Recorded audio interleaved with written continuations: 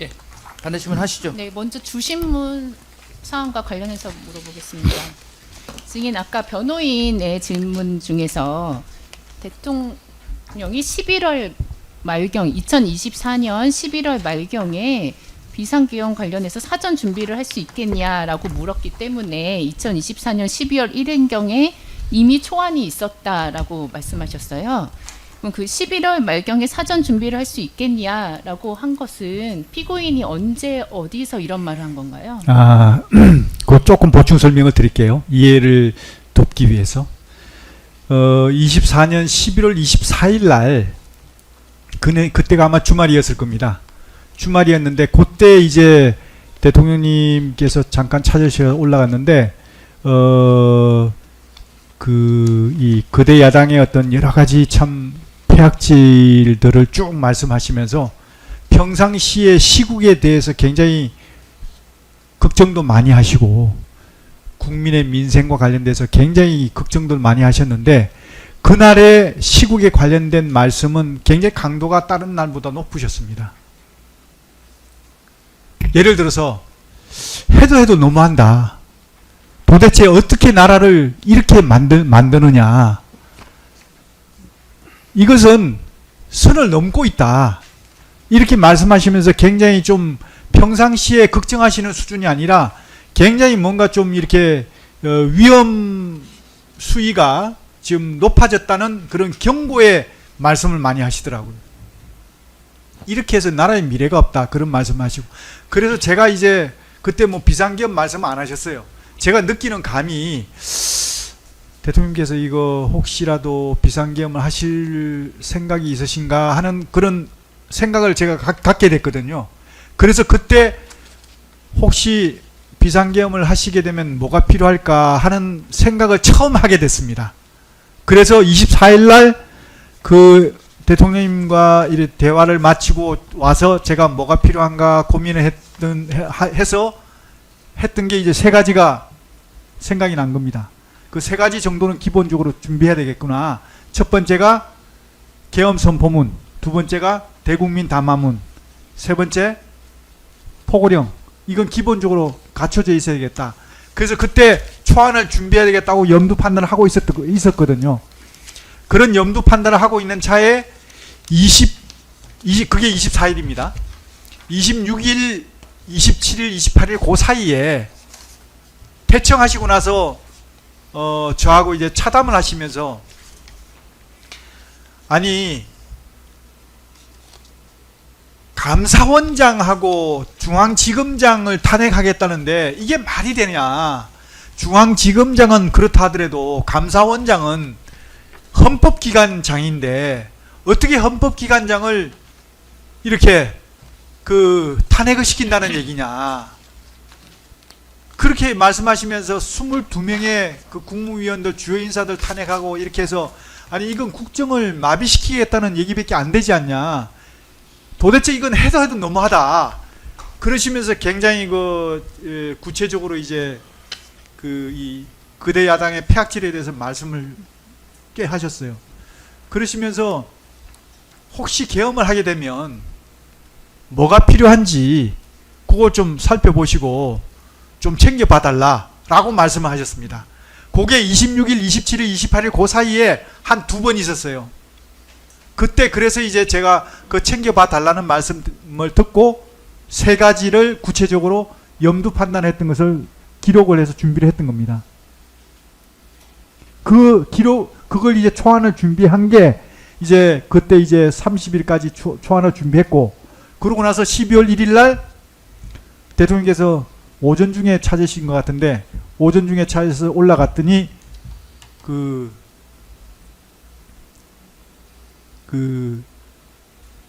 감사원장 탄핵, 그 다음에 중앙지검장 탄핵 포함해가지고 22건의 그 탄핵과 관련해서 이거는 국정을 아예 마비시키려는 의도라고 밖에 볼 수가 없다. 지금까지 참아왔지만 이제 더 이상 참을 수가 없다라는 말씀을 하시면서 이 비상계엄에 대한 생각을 좀 이렇게 말씀하셨습니다. 그러시면서 그뿐만이 아니고 또 그때 한참 뭐가 있었냐면 그 특정인을 수사하는 그 판검사들 다수의 판검사를 탄핵하고 탄핵 급박하고 이렇게 해왔거든요. 그러시면서 그것까지도 말씀하시면서 이렇게 하면 도대체 사법부가 어떻게 제대로 판결을 하고 사법부가 어떻게 조사를 하냐. 특정인을 수사하고 재판한다고 해서 그것을 탄핵하고 탄핵 급박하면 사법부 기능이 제대로 작동하겠냐. 이거는 행정부뿐만 아니라 사법부까지 지금 망가뜨리고 있다. 그런 어떤 말씀을 하시면서 참 이건 정말 더 이상 이건 두고 볼 수 없다. 또 그러고 있는데 또 하나 더 이게 기름을 퍼부은 게 바로 그 이 참 초유의 예산 삭감이었습니다. 그 예산 삭감도 참 그냥 뭐 다른 어떤 예산 삭감이 아니고요. 국민들의 삶과 관련된 직결되는 그런 예산이 대부분 많았거든요. 예를 들어서 아이 돌봄 예산. 잠깐만요. 예, 지금 물어보신 거는 네. 이것까지 다 하려고 하신 거는 아니에요. 간단하게 네, 끝내겠습니다. 그래서 아이 돌봄 예산. 잠깐만. 여기 먼저 그다음- 질문하신 분이 중요하니까요. 예, 그래서 예. 그러면은 요약하면은 그 11월 24일 주말에 대통령이 불러서 가서 대통령의 말을 듣고 혹시 계엄을 할 수도 있겠다라고 생각을 했다고 하셨잖아요. 그게 대통령 관저에서 있었던 일인가요? 11월 24일 11월 24일. 네네네. 관저에서 있었던 네. 일인가요? 그리고 그 이후에 11월 26일경부터 28일경 사이에 말씀을 나누시면서 초안을 준비하게 됐다고 했는데 그거는 어디에서 그런 혹시 계엄을 하게 되면 뭐가 필요한지 이런 대화는 어디에서 나눈 건가요? 관저에서. 이것도 다 관저에서 예. 있었던 일이에요. 대청하시면 제가 관저까지 모셔다 드리기 때문에 그 대청하시고 나서 아마 관저에서 네. 차담하면서 얘기를 나눴던 것으로 기억합니다. 그러면 요 변호인이 질문한 12월 1일 오전에 대통령과 면담하면서 대통령이 계엄 선포문, 대국민 단합문, 포고령을 준비할 수 있냐라고 물은 거는 이것도 관저인가요? 예, 아니 관저에서 맞습니다. 관저에서 말씀하셨습니다. 그러니까 대통령께서 그렇게 질문하신 거는 네. 제가 초안 준비가 되어 있는 걸 모르시고 네. 말씀을 준비할 수 있겠냐? 네. 그러면은 이제 초안이 이미 있어서 보고했다고 하셨는데 그 네. 자리에서 바로 보고가 됐나요? 예, 제가 올라갈 때 네. 12월 1일 날 찾으셔서 올라갈 때 혹시 몰라가지고 초안 네. 준비된 걸 가지고 올라갔거든요. 네. 그래서 이제 제가 초안이 준비되어 있는데 혹시 뭐 한번 보시겠습니까? 라고 말씀드리니까 한번 봅시다 해서 보여드렸습니다. 그 12월 1일 오전에는 어떤 일 때문에 증인을 불렀나요? 12월 1일이요? 오전에. 12월 1일 날. 오전에. 그러니까 12월 1일 날은 왜냐면은 증인이 총안을 들고 갔다고 하셨잖아요. 예, 그러니까 그때 부른 이제 목적을 알고 들고 간 건가요?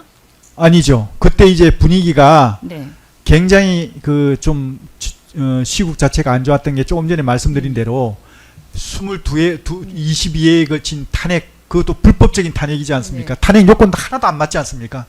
그런 어떤 탄핵을 통해 가지고 국정을 마비시키고 또 다수의 판검사님들을 다 탄핵 또는 탄핵 급박을 해가지고 사법부 기능을 훼손시키고 또 아이 돌봄 예산, 그 다음에 또 청년 일자리 예산, 거기다 또 우리 군의 초급 간부들 수당과 봉급 인상 예산 이런 걸 포함해가지고 4조 원이 넘는 예산을 전액 삭감했지 않습니까?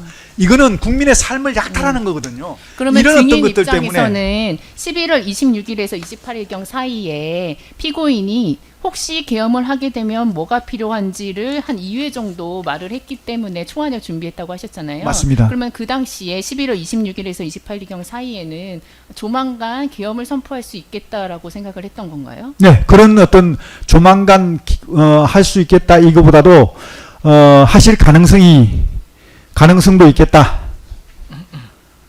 라는 생각을 했습니다. 주신문 5번 관련해서 물어보겠습니다. 그랬더니 피고인이 그 핵심 국무위원과 먼저 논의를 하고 싶다라고 말을 했다고 했잖아요. 네. 12월 1일경에 네네. 이미 그때. 그러면 그 핵심 국무위원이라고 하면서 지금 외교, 통일, 행안, 법무부 장관을 네. 부르잖아요. 네. 이 외교부, 통일부, 행안부, 법무부로 특정한 이유가 있나요? 계엄과 연계가 있는, 계엄과 관련이 있는 그런 부서. 구체적으로 어떤 예를 관련이 들어서 있나요? 계엄을 하게 되면 외교부 같은 경우는 굉장히 그 관련이 많지 않습니까? 그러니까 어떤 관련이 있는지 간단하게라도 말씀을. 모르시겠습니까?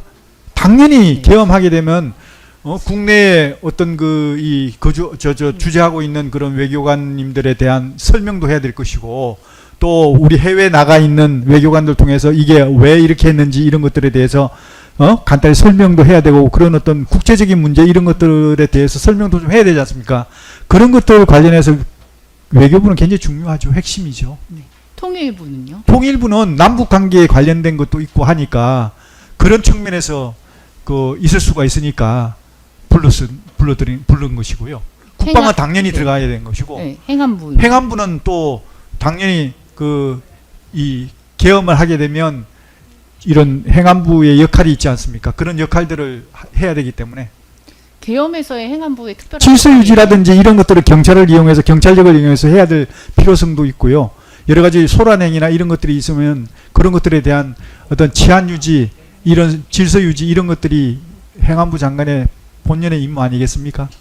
계엄이 선포되면 군이 하잖아요. 군이 하지만 군이 나서지 못하는 경우에는 경찰이 또 해야 될 부분이 있거든요. 그럼 법무부 장관을 부른 이유는 법무부 장관은 여러 가지 이런 어떤 사법 관련한 문제라든지 이런 것들이 있을 수가 있으니까, 법적인 문제, 조언 이런 것들도 있을 수가 있으니까 그렇게 했습니다. 그러면 이 외교부, 통일부, 행안부, 법무부 장관을 핵심 국무위원이라고 해서 부르기로 12월 1일부터 논의가 됐던 건가요? 예, 그때 대충 대통령께서 지침 줄 때 이런 어떤 관련된 핵심 인원들은 좀 미리 와서 좀 토의를 좀 논의를 좀 했으면 좋겠다. 네. 네, 말 막아서 미안한데요. 계엄 관련 필수 국무위원이라고 그렇게 예, 피고인 네. 예, 마치고 나서 나중에. 네. 그 13번 관련해서